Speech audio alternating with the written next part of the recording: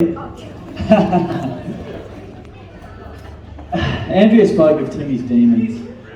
Let's not let Timmy's departure go in vain. We want to make some changes. There's people out there, every single one of you, I reckon, out there has had something in your lives that has made you sad. Some of you have had mental illness. Some of you will have mental illness. Some of you are now suffering from mental illness. Timmy paid the ultimate price. I want to make some changes. I'm going to talk today a little bit from the heart. I am by no means an expert, but I've been through some stuff in the last 12 months. If you know me, I'll talk about that in a minute. I have some stuff written down. I'm also going to try and ad-lib a little bit. It'll be about 10 minutes, but hopefully it's going to make a difference to some people.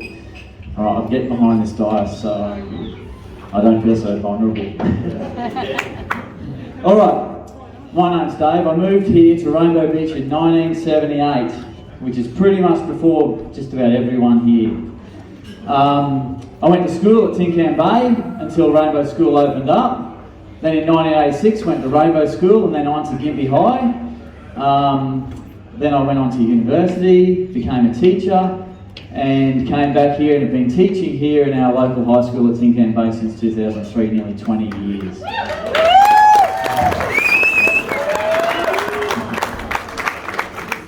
I spent my youth on Fraser Island. My parents were one of the only tour companies. I was just talking to Bart before about he was actually driving for a rival company, but they got on quite well. So I spent most of my youth on Fraser before school age.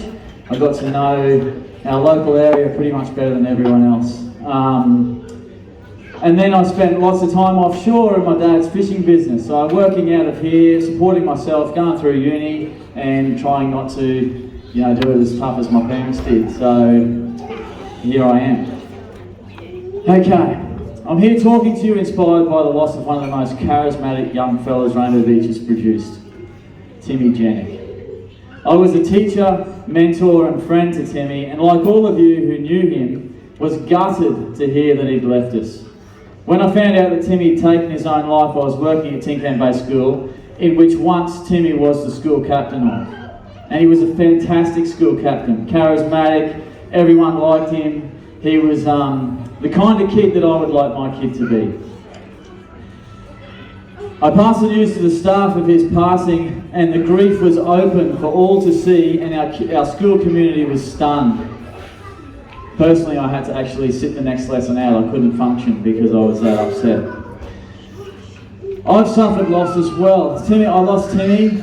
I've also lost my son-in-law Shane, who took his own life, and my closest cousin Ben, who was 2 weeks older than me, suffered in silence before ending his own life. All leaving family and kids behind. Knowing these blokes well, I'm confident in saying that when they were in a healthy state of mind, which you guys know depression is not a healthy state of mind, looking back at the decision to end their lives, they would have been disappointed in themselves if they could have looked back and seen, what they had left behind. Mental illness is just that. It's an illness that needs to be acknowledged, confronted and dealt with sooner rather than later. Otherwise we'll lose more wonderful men and women that are important in our lives. Like many with mental illness, Timmy, Shane and Ben battled in silence. I'm here today to encourage those of us that are battling to make the brave choice to make changes. I myself have suffered from mental illness and understand some of the psych challenges we face. Last year, I was diagnosed with terminal cancer. I had a tumour the size of a small watermelon in my stomach. It was actually on my left kidney. It was 2.2 kilos.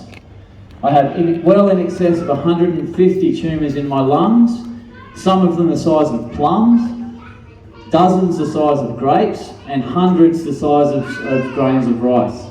The doctor said, in March, the doctor said I'd be lucky to see Christmas. Here I am, I'm standing here talking to you guys, and I'm happy to be doing so.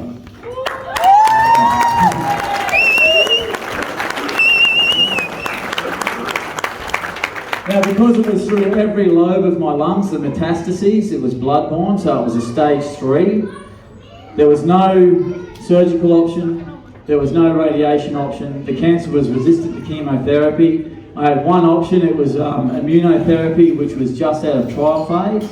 luckily I'm fit and healthy, and I lived a healthy lifestyle in Rainbow Beach, and my immune system sort of turned on. I did a whole bunch of things which I'm going to talk about, but I certainly suffered from mental illness, thinking about life and mortality and all that kind of stuff. Alright. I'd like to say that I've no formal qualifications in treating mental health. The words I'm about to say are from my life experience. I wrote this from the heart in the hope that it may inspire men to better cope with their life challenges. Okay, here we go. The cause of mental illness is different for all, but the effects are similar. Debilitating sadness and depression, energy-sapping weight throughout your body, self-isolation, loss of drive, anxiety, sleep deprivation, fixating on negative thoughts. The challenges of everyday life can become overwhelming. I can confidently say that I've been through all of these things and experienced all of them in the last 12 months. While my battle began as a physical illness, the mental battle was just as difficult. Coming to terms with mortality, internal questions of worth and legacy, being the father and husband that I expected of myself, letting my community, my school, kids, my wife, down were high in my thoughts. Most men feel a weight of expectation upon them, but battle in silence. Lucky for me, I had an out. My wife, Susie, she saved me. She refused to give in and made me get up every morning, change my lifestyle and look to the future. Susie was relentless. She helped me in every aspect of my life, but the most important thing was her belief in me. I have a future, and in it, I will be better. When you're faced with an impossible mountain to climb, the only way to move forward is one step at a time. I'm starting to choke up, I'm sorry. It's been a big one for me, big year. I completely changed my diet. I went to full vegan, alcohol-free, wheat-free, sugar-free, starch-free, and sometimes it felt fun-free. This was all in the hope, and I say hope because there was no ongoing results to tell me it was working. Just like mental illness, there was no finish line in sight, just the hope that things would improve and I would continue to wake up in the morning. The fear of the unknown is always there, looking down the tunnel of sickness. It's the best life. Is this the best life has to offer? Or do I have a future? Will things improve? These questions constantly plague my thoughts.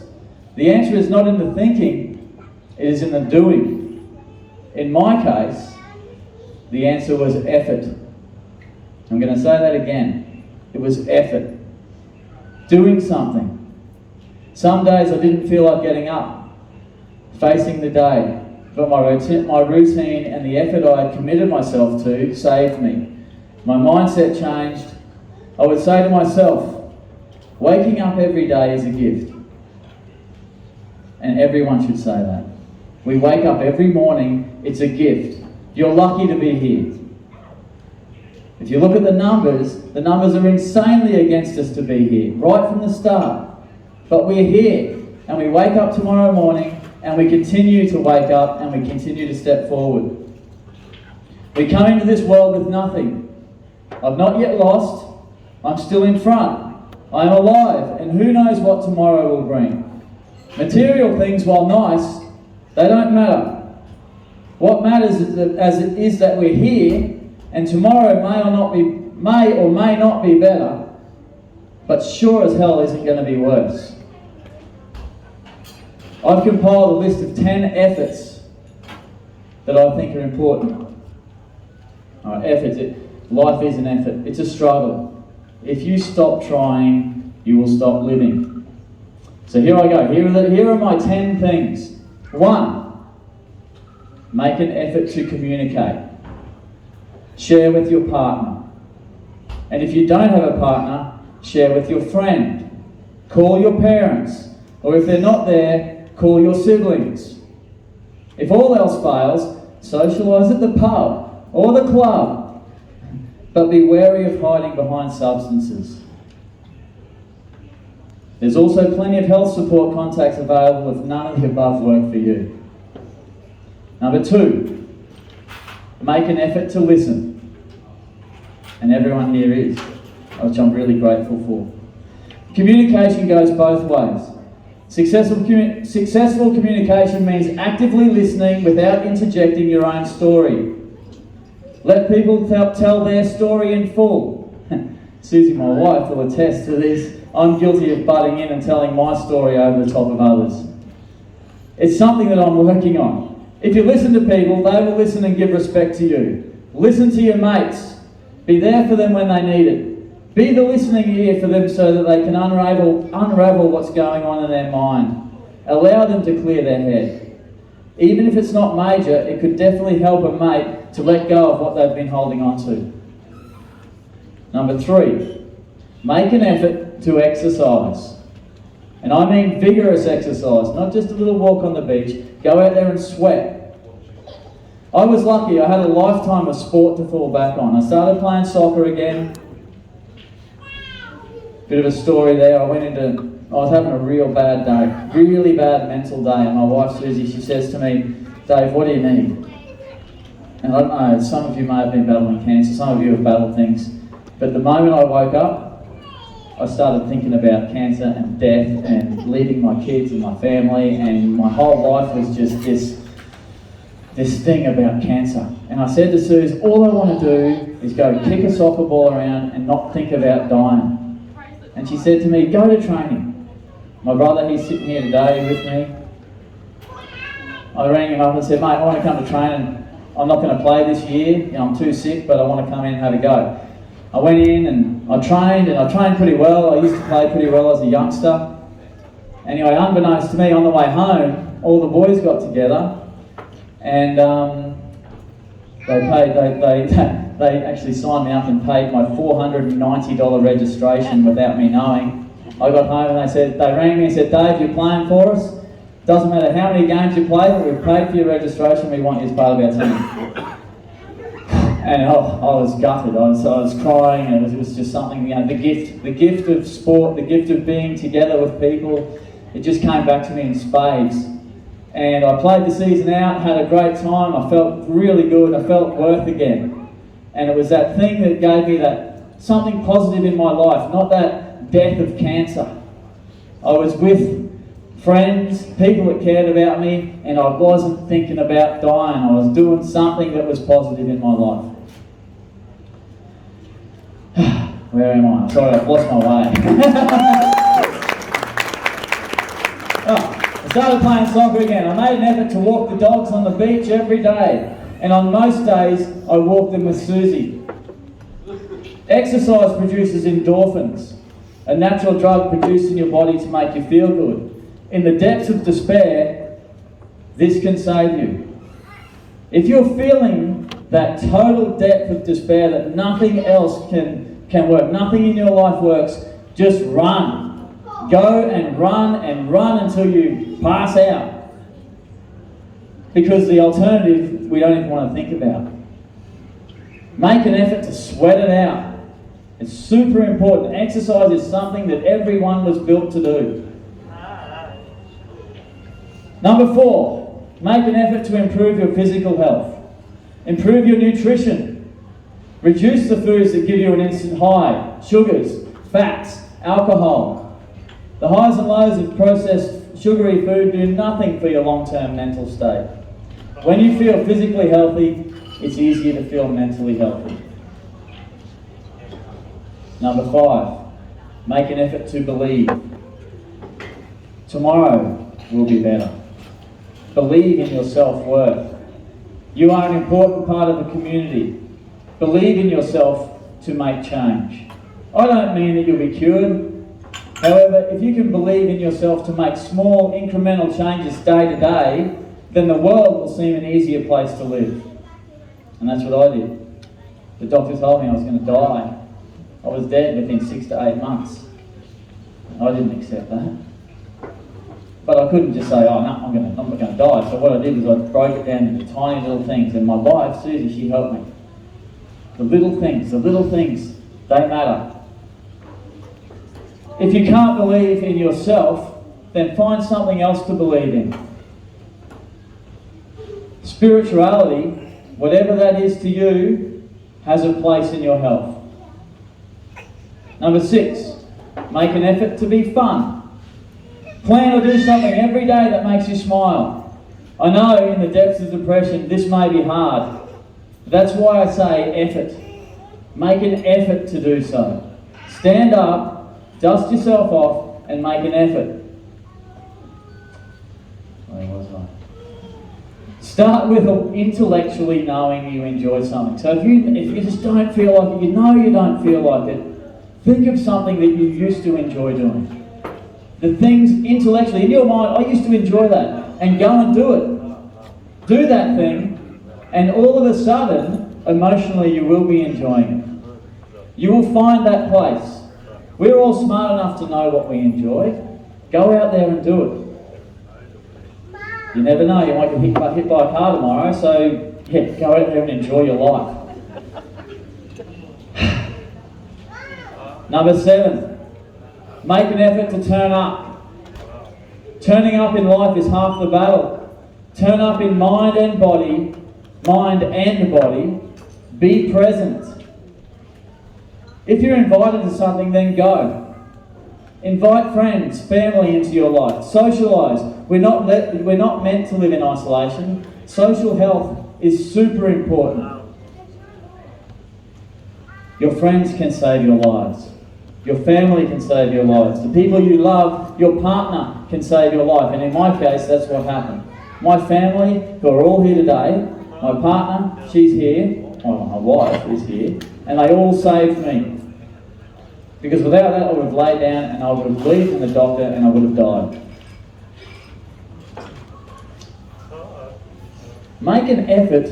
Number 8, make an effort to give effort. Do something for somebody else that will improve their life. Teach, coach, sing with them. Do some gardening or help with the lawn. In my experience, what you give will come back to you in spades. You may not realise that the giving effort is one of the most meaningful things in life you can do for another person. And it costs nothing other than your time. Number 9, nearly there. Make an effort to be mindful of your emotions. When you're in the depths of despair, this is an important one. Be mindful of your thoughts and how you feel. Emotional literacy is important in mood control. Recognise your emotional triggers for sadness, anger, despair, and negative emotions. Don't fall into the trap of letting these emotions define your behaviour. You always have a choice. At last resort, remove yourself from the circumstances that activate these triggers. If you know these people make you sad or angry or whatever, don't go near them. Bye. Remove yourself.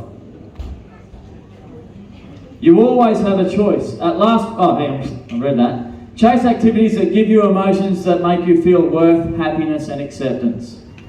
For me, that was going and playing sport, walking the dogs, looking out at this wonderful beach. I remember I came out of hospital after an insanely enormous 9-hour surgery on the primary tumour, which they removed. 3 days later, I was on the beach and I was walking down the beach, and it was one of those glass out days in May. It was just spectacular. And I had my wife, Susie, her hand was in mine, and I looked out over the ocean and I said, I'm not ready to leave this. I'm not ready to leave this place. This place is too beautiful. And I know that when we're suffering mental health, you might feel that this place is not too beautiful, but go outside. Go and see how beautiful. Just do something in the environment because it just makes you feel good. I was not ready to leave.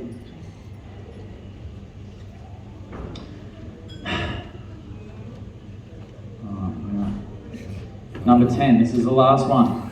Make an effort to stay the course. We fail when we get lazy. Be mindful of taking the easy road. Sometimes it works, but most times it leads to stagnation. Endeavour to keep moving forward, even if it's only half a step. We are in an age where most of us will live to near a century. Your life is long, and it will ebb and flow in good times and hard times. If you actively seek to improve your circumstances, and I know it's bloody hard sometimes, by putting in the efforts that I've spoken of, the more efforts that are relevant to you, and more efforts that are relevant to you, because I'm only just, I wrote this in an hour, this speech. It just spilled out of me, and it was actually good. It was cathartic for me to write, because I was in a pretty bad place last year. But if you make the effort to stay the course, then things will improve for you. Okay, there's my 10. Now, I spoke about my cancer before, so well in excess of 150 metastases in my lungs, all cancerous. 6 to 8 months to live. I've got teenage kids. I've actually got grandkids as well. I was going to leave all of them without seeing them grow up, and it just wasn't an option for me. So out of the innumerable metastatic tumours I was diagnosed with, I now have 6 left. The biggest being 4 millimetres. Oh, thank you.